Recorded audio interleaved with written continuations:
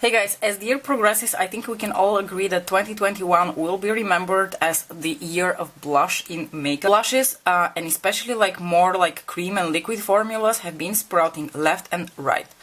And I have spoken about all of these that you're going to see right here, but now that my first impressions are no longer first impressions and I've used a lot of these products very consistently and I've formed my opinion about them, I really wanted to do a little bit of like almost like an in-depth analysis of not only the formulas but the colors and the undertone selection, and engage in a discourse with you about blushes if you find that to be an interesting topic.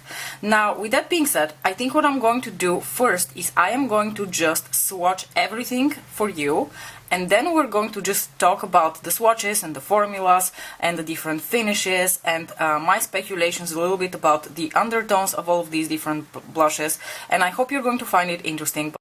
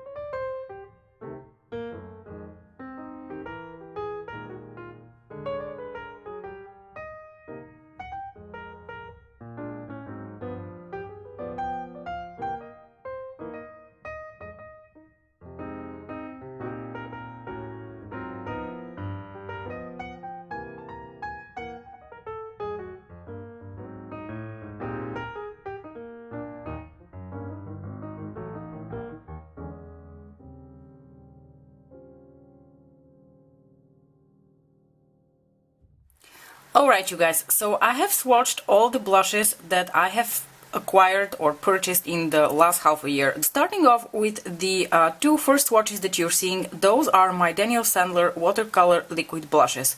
Mine come from a set which contains a total of 4 products.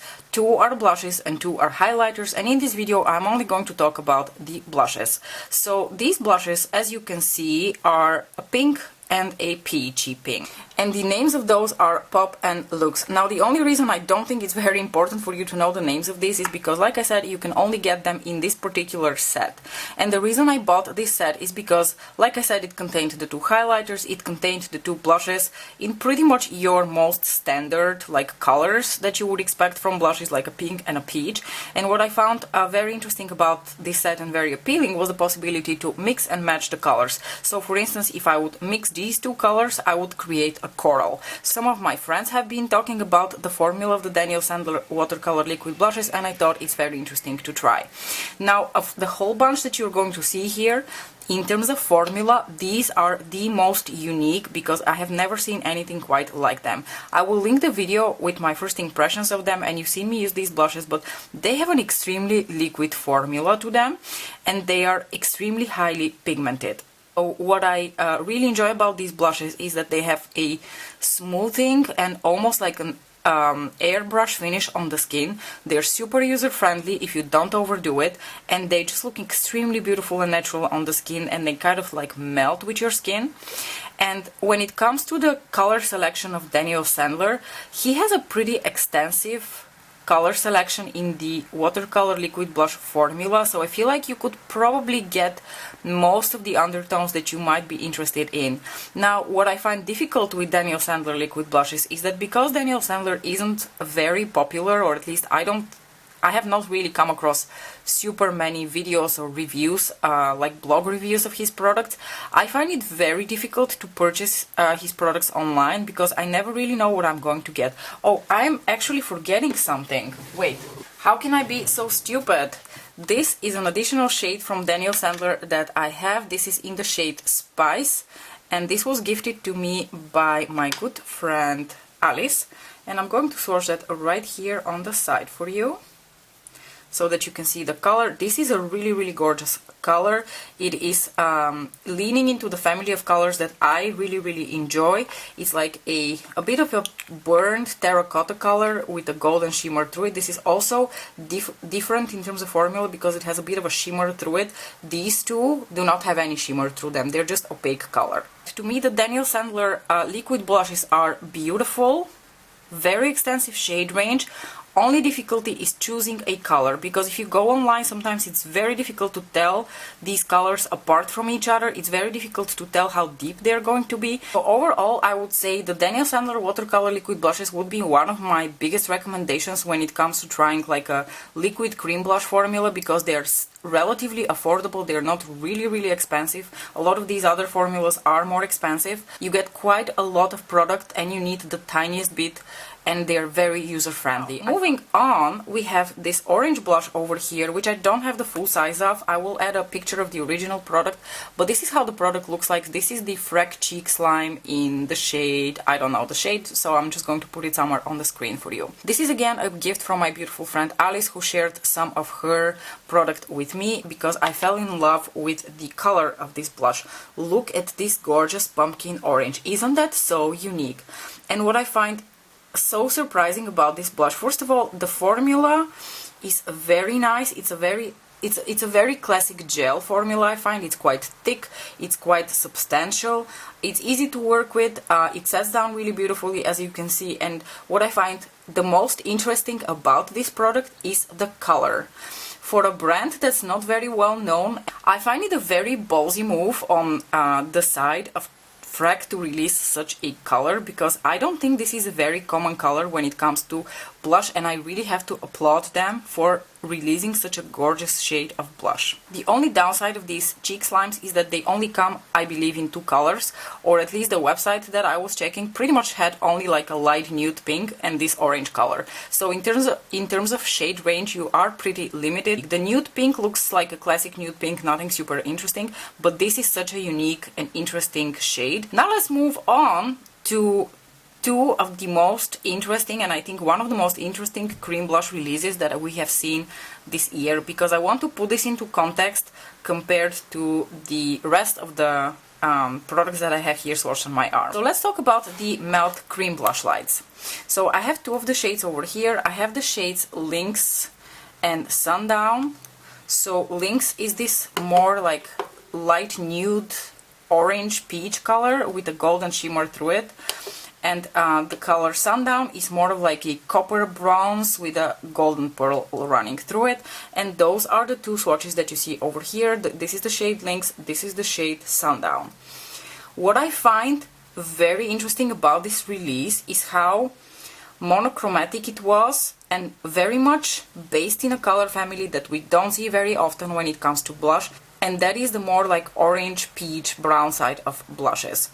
Now, these two blushes are probably one of my favorite purchases that I have made this year. I actually wanted to purchase a third color, which is more of like a burnt peach color, but it was sold out at the time I was purchasing the blushes, and now I've gone overboard with blushes, so I want to put a bit of a break on my blush purchases, and I said the word blush like 100 million times, I'm sorry. But you can see these two colors compared to all the rest, to me personally, really stand out into as how unique they are. In terms of formula, these are very interesting because I don't know whether you will be able to tell by just looking at the two pans, but these have a more light waxy feeling to them. And waxy could have like a negative connotation to it, but I really don't want it to sound negative. It's just that compared to these other formulas, which are more like liquid or gel or even powder in the case of the Pat McGrath blushes, here we're talking about like a more waxy cream. However, they look beautiful on the skin. They just look super beautiful, super like airbrushed on the skin. I have never seen them like look waxy or as if you have something extra on your skin, which you would expect with a product that has this kind of formula. Now, before we talk a little bit more about the undertones of these blushes, I wanted to quickly talk about the last four blushes. Right up next to the matte blushes, we have my newest purchase in terms of blush. This is the Lisa Eldridge This is the Lisa Eldridge Enlivening Blush in the shade Dante's Dream. I purchased one of these colors. She released a total of 6 because I thought this seemed like a very unique color in my collection. This looks very natural. This looks a bit like a natural flush on my skin, and it's a very universal color. I really enjoy the formula of this product because it is like a gel serum. Like I said in my first impressions, to me this feels like a gel serum. It's much less thick and gel feeling as compared to the cheek slime from Frag. It's not quite as liquid as the Daniel Sandler watercolor blushes, and I'm going to leave it at that. I think the Lisa Eldridge blushes are going to be a huge hit because of how extremely user-friendly they are. You can very easily spread them out on your skin with your fingers. You can use a brush. They look airbrushed and seamless on the skin. They kind of like melt in with your complexion, and they really look extremely natural. And last but certainly not least, you guys know that Dame Mother Pat McGrath finally gave the peoples what they wanted, and she released blush. She released 9 colors of blush, and the shades that I bought are Nude Venus, Desert Orchid, and Paradise Venus, and those are the last 3 shades that I have sourced over here in the same order: Nude Venus, Desert Orchid, and Paradise Venus. And this is a little bit the part where I feel like the discourse gets a little bit more interesting, because I count myself pretty lucky with the choices that I made from the Pat McGrath line, because I think I chose relatively different undertones when it comes to the colors that I picked. Because Nude Venus is described as a peachy pink with a golden pearl, Desert Orchid is like a bronze rose with a golden pearl, and Paradise Venus is a demi-matte in a terracotta shade. And I think I picked really different colors from each other with relatively different undertones to them. And that is when we come to the part which bothers me the most when it comes to these last 2 releases, the Lisa Eldridge release and the Pat McGrath release. Because when you look at all the 6 shades that were released by Lisa Eldridge, and when you look at all the 9 shades that were released by Pat McGrath, you will clearly see that most of the tones are firmly based in the pink color family. So most of the blushes they released, when you blend them out and you really take a deep look at their undertones, are going to be very pink to red leaning. And I said that because I've also watched a ton of videos from other creators, and what I have seen is that especially like the more pink shades, the brighter shades, once you blend them out on the skin, look the same.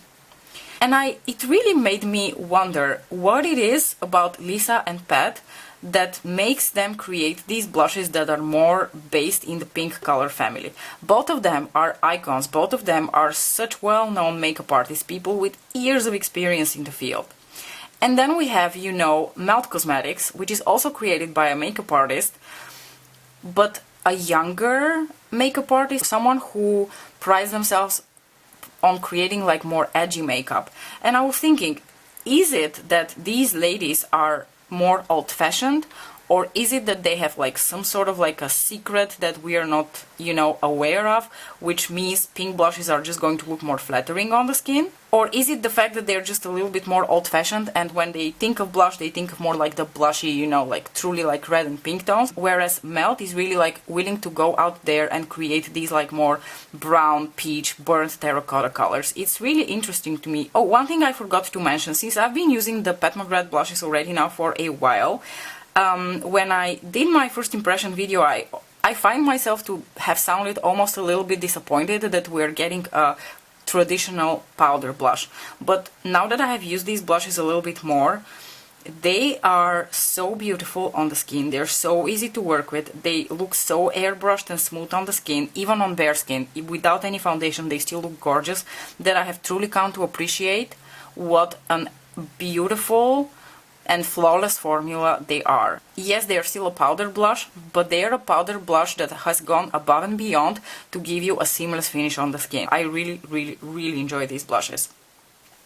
But I was wondering, what do you guys think? What would be the reason that Lisa and Pat give us very pink toned blushes, whereas Melt is willing to go out there and give us something different? Is it just a matter of age and, you know, experience, or is there like a secret that we're not familiar with? Because I wear these 2 blushes all the time, and I do think they look very flattering on my skin, and I think they're going to look very flattering on a lot of different skin tones. And I'm really wondering why Lisa and Pat aren't willing to release colors in this color family. I also wanted to add just a few final thoughts, purely when it comes to the product blush. I feel like there's only so many possibilities that you have in terms of the colors, and because of how few shades on the spectrum will look flattering on the cheeks. And I think that when it comes to formulas, you are also much more limited in compared to eyeshadows. With eyeshadows, you can have so many more possibilities in terms of the finishes you can have. And when it comes to blush, you like kind of hit that ceiling of possibilities pretty quickly. So I also think we need to adjust our expectations when it comes to what we're getting for blush formulas and blush colors, because in the end of the day we can purchase 100 blushes and a lot of them are going to end up looking pretty much samey on the skin, and they're also not going to feel super different from each other in terms of formula. There is of course a tier when it comes to like the quality of the product, but in the end of the day blush is a much more limiting product. So you guys, this pretty much wraps up my thoughts on all of these new blush releases. I think that we have seen some top-notch formulas, some formulas that are very different from each other, some very interesting undertones. I would be curious to hear your thoughts on this. Now, with that, I'm going to finish off this rambling. I think we have talked about blush very extensively in the past few weeks. Thanks so much for watching. Share your thoughts with me, and I will see you in my next video. Bye!